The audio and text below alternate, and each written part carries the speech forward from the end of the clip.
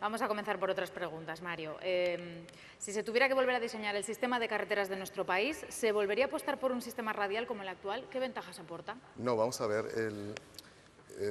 Desde el interior del Ministerio de Fomento y la experiencia que he tenido, desde luego en los 15 meses que llevo, es que la estructura de carreteras y el mallado de carreteras no obedece a ninguna planificación racional basada en una estructura, en un estudio, una reflexión de beneficio, de coste-beneficio. Es decir, lamentablemente en nuestro país, a lo largo de los últimos 30 años, y hablo de los últimos 30 años, la planificación de infraestructuras se ha basado en impulsos sentimentales, impulsos territoriales e impulsos políticos. Esa es la realidad. Había que construir una carretera, se construía la carretera en un determinado espacio porque exigía, pues había una determinada determinación política. No se ha hecho un estudio veraz de esa estructura. Por lo tanto, el mallado, la estructura radial, pudo tener sentido a principios del siglo XIX, ahora mismo evidentemente no tiene ningún sentido teniendo en cuenta cuál es la configuración del transporte por carretera. Y en cualquier caso, algo que sí que quiero dejar claro y creo que es una afirmación lógica y que todos tenemos que entender, las equidades en el ámbito, la equidad como principio moral y como principio político nunca tiene que ser un valor de uso territorial. La equidad tiene que ser un valor de uso individual, es decir, todos tenemos que tener las mismas oportunidades, no por vivir en un territorio, sino por ser personas y vivir en territorio español. Por lo tanto, debemos descartar, debemos arrumbar o eliminar ese tipo de tesis permanente de la equidad territorial y, desde luego, instalarnos en la equidad personal, que es lo más importante en estos casos. Siempre se ha dicho que el país con mejores infraestructuras son los países que mejores servicios logísticos ofrecen. Si España ocupa el número 20, ¿podríamos alcanzar el top 10? ¿Estar entre los 10 mejores? Bueno, vamos a ver, la excelencia es a lo que aspira cualquier país. Si dentro de unos meses o dentro de un año, cuando vuelva a salir el índice del Banco Mundial, hemos retrocedido, algo habremos hecho mal. Evidentemente tenemos que ascender. Hemos conseguido subir 5 peldaños en un año, lo cual es muy importante. Pero tenemos que seguir subiendo y para seguir subiendo necesitamos, desde luego, voluntad por parte de los agentes, tanto públicos como privados, y la responsabilidad y la determinación de todas las fuerzas políticas. El Ministerio de Fomento lo que va a poner es orden en este proceso. Una vez que pongamos orden en este proceso, estoy convencido que lo demás se dará. Y, por supuesto, el top 10, todo el mundo quiere alcanzar el top 10, evidentemente, y el top 5 y ser los primeros, porque ya digo que en otros ámbitos somos los primeros y queremos ser los primeros en todo. Dentro de España, ¿en qué puesto se encuentra Aragón a nivel de infraestructuras? Depende cómo se mide. Vamos a ver, yo les voy a decir algo. Cuando hacemos los presupuestos generales del Estado, mi equipo se encierra por la noche el día de antes para hacer un análisis para determinar cuál es el ratio de infraestructuras por habitante, por territorio, por riqueza, por PIB regional. Depende del indicador, veremos dónde nos situamos, ¿no? Aragón ahora mismo no ha salido perjudicada en cuanto, voy a hacer un análisis dinámico, no estático, en cuanto al reparto presupuestario en materia de infraestructuras. Sí que es verdad que como consecuencia, y hay que decirlo claramente, y esto sí que es una valoración de tipo político, ha sido muy fructífera la utilización del instrumento de la Comisión Bilateral. Todas las obras de Aragón, que estaban en curso, tienen dotación presupuestaria y de suyo es, como continuación de la Comisión Bilateral, que se sigan ejecutando en territorio aragonés. ¿Qué posición ocupamos? Depende. Por ejemplo, le diré que Huesca, por ejemplo, pues ahora mismo es la quinta provincia que tiene más inversión en carreteras en toda España.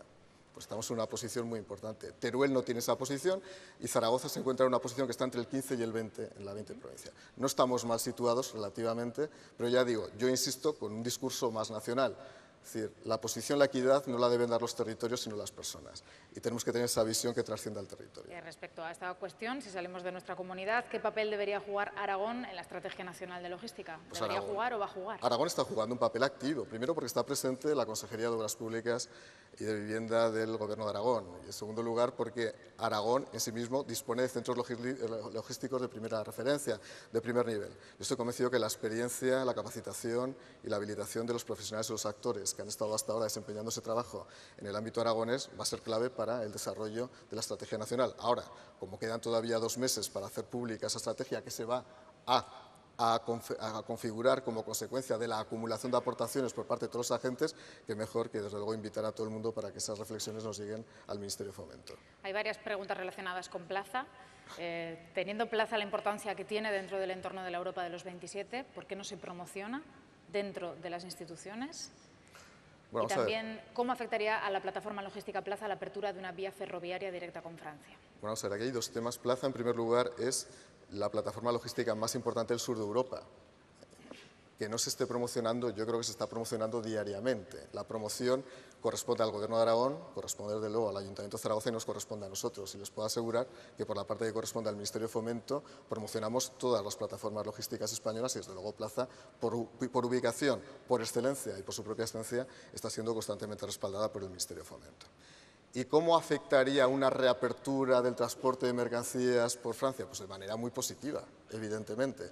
Aquí lo que tenemos que decir, y lo hemos dicho reiteradamente tanto la ministra como yo mismo, es que hay una apuesta decidida por el Canfranc y una apuesta decidida por la travesía central del Pirineo. Dos estrategias, mejor dicho, dos vías completamente compatibles entre sí.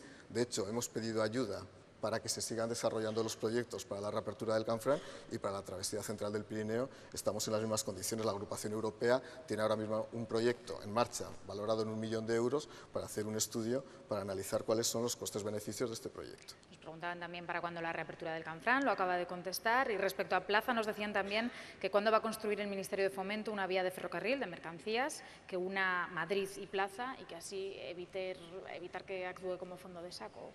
Bueno, esto está muy bien, que la gente pregunte, para eso está el público, para preguntar y para que pongamos fechas y digamos, hombre, yo no me arriesgo a poner ninguna fecha. De momento, lo que tiene que haber es garantizarse que exista la posibilidad de que haya una conexión ferroviaria entre Zaragoza y Plaza.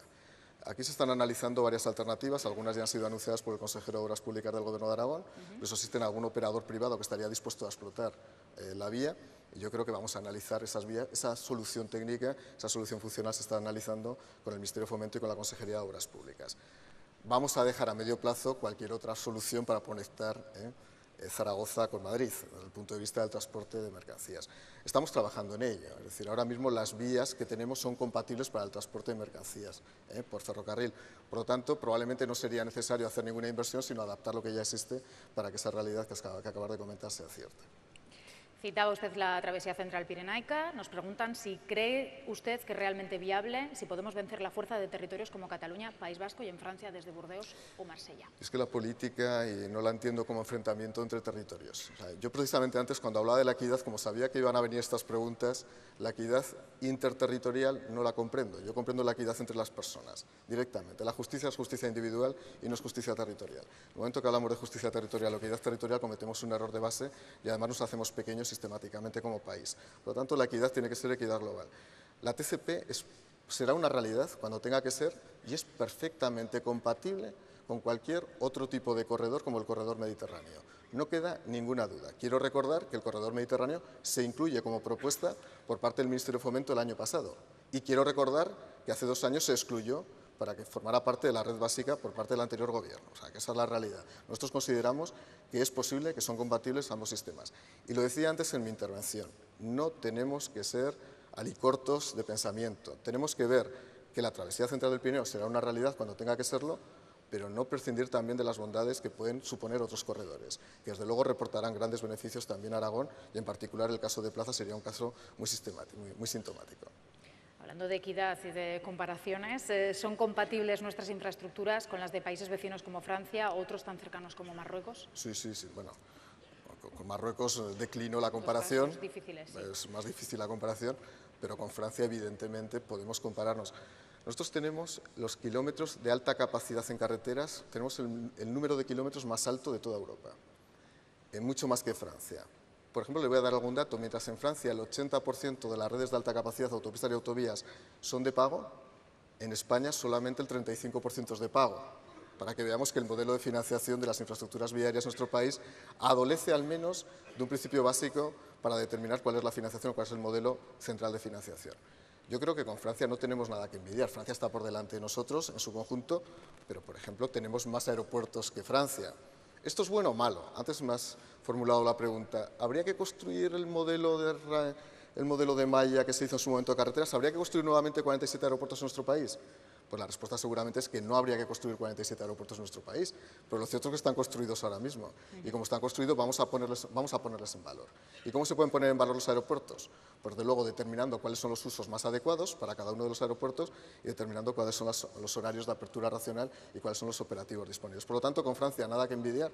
Ahí podemos comparar nuestras autopistas, podemos comparar el metro de Madrid con el metro de París, podemos comparar el metro de Madrid con el metro de Nueva York y desde luego no tenemos nada que envidiar, sino todo lo contrario. Más de un europeo se sorprendería a un americano de los medios de transporte que tiene este país. Nos preguntan desde Zaragoza si vamos a tener algún día en esta ciudad una red de cercanías que sea de verdad útil. Bueno, vamos a ver, la red de cercanías en Zaragoza es escasa, pero es útil. Ahora mismo lo que hay. Yo creo que en términos de eficiencia, por ejemplo, la apertura de la estación de Goya ha representado un incremento de viajeros de más de un 30%. Entonces, algo está funcionando bien en el sistema. Lo de la red de cercanías hay que tener en cuenta que en general lo primero que hay que hacer es determinar si es autofinanciable y si es eficiente desde el punto de vista económico, es decir, si existe rentabilidad adecuada para la ejecución de la infraestructura y que exista la suficiente demanda comercial como para financiar total o parcialmente, al menos en un porcentaje importante, esa inversión. Si realmente llegamos a esa conclusión, pues en algún momento habrá que desarrollar esa red de cercanías. Pero también que todo el mundo sea consciente de que vivimos momentos de extrema contención del gasto público, que Fomento sigue haciendo un esfuerzo muy importante, de hecho Fomento seguimos teniendo un presupuesto, todo el Grupo Fomento, de 16.000 millones de euros, que es 4 veces el presupuesto del Gobierno de Aragón, para que la gente más o menos analice relativamente cuáles son estas medidas, pero que estamos necesariamente adaptando nuestros niveles de inversión a las expectativas presupuestarias que tenemos ahora mismo. Y por último, ¿cómo pueden las empresas de logística contribuir a mejorar las infraestructuras públicas? Bueno, pues hay muchos métodos de colaboración público-privada. Yo cada vez que me pregunto a un operador privado cómo puedo contribuir, de múltiples maneras. Pues, por ejemplo, son los operadores privados los que pueden plantear un modelo de gestión de una infraestructura ferroviaria en régimen de concesión. Si se puede construir, por ejemplo, un enlace entre Plaza y Zaragoza mediante la explotación directa del servicio de ferrocarril de mercancías por parte de los operadores privados. Pero es que los operadores privados son los que tienen la experiencia, son los que nos pueden decir qué es lo que podemos hacer. Y además en España tenemos tradición de colaboración público-privada desde el derecho romano. Y tenemos, pues, lo digo muchas veces en algunas conferencias, el descubrimiento de América se hizo bajo régimen de colaboración público-privada, pues sigamos colaborando en este régimen. Alguien me dirá, y no le faltará razón, para que yo colabore en régimen de colaboración público-privada, yo tengo que tener financiación. Vamos a garantizar, que es lo que estamos intentando hacer, los esfuerzos van en esa dirección, a que todo operador que tenga una iniciativa en el ámbito privado pueda tener la financiación necesaria para poder contribuir a este desarrollo. Pues hasta aquí las preguntas. Mario Garcés, subsecretario del Ministerio de Fomento, gracias por acompañarnos.